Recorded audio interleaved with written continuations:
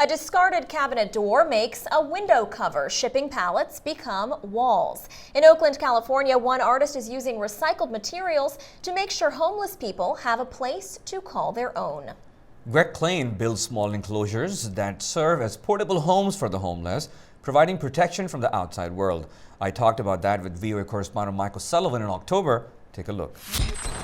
This industrial section of West Oakland is dotted with tiny houses designed and built by a local artist. Greg Klein has built and given away at least 20 of these structures.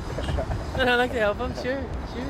I mean, it's fun for me. I like to make things, and to do something that makes a big impact in someone's life is good. How did Greg come up with this idea of building homes for the homeless in his community?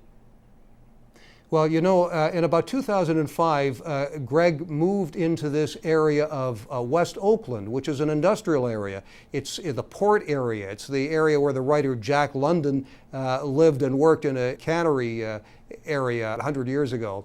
It's a kind of a rough area, a lot of small factories, a lot of freeway overpasses. He moved in there to create an artist studio because the land was very cheap. But he noticed there were a lot of homeless people who would settle in the area as well. And he said one day, one of the homeless people came up to him, it was raining, and asked if he could help provide shelter.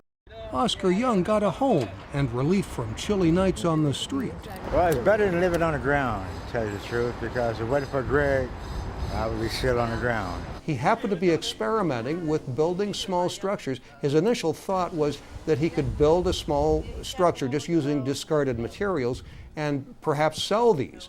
But he had one sitting outside his studio, and he thought, well, I'll let this homeless person sleep in this, and eventually he gave it away. And then he started building one after another. And he's built something like 20 of these structures so far. They are on wheels. They're theoretically portable, although people generally try to find a place, set them up, and basically you just move in. Some on the streets once had houses of their own, but Sheila Williams has learned to live with less. I had it all just like you people do out there. But now look at me now. I'm living in one of Greg's houses, and I'm thankful to that man. So this is a place that they can lock up, they can keep things safe, they can be secure themselves at night, and they can be sheltered from the elements when the weather gets bad. And it really makes all the difference. It just gives them a sense of belonging and a sense that they have a place to call home. One of the interesting things in your piece, in this particular piece, was how Greg is providing power supply to these homes.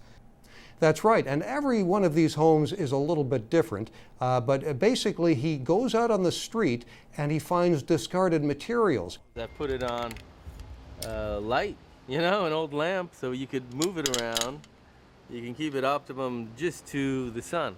Empty coffee bags become shingles, and a washing machine door and refrigerator shelf become windows.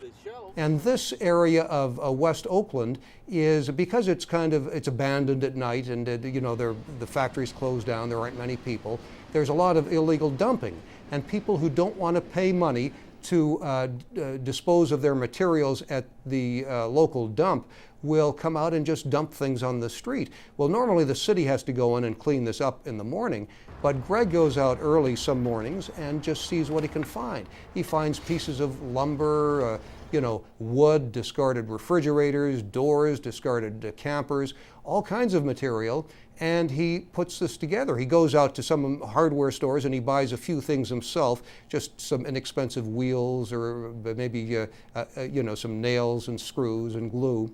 But other than that, he is using discarded materials. Does he need any kind of permit for this? The city has no objection to what he's doing.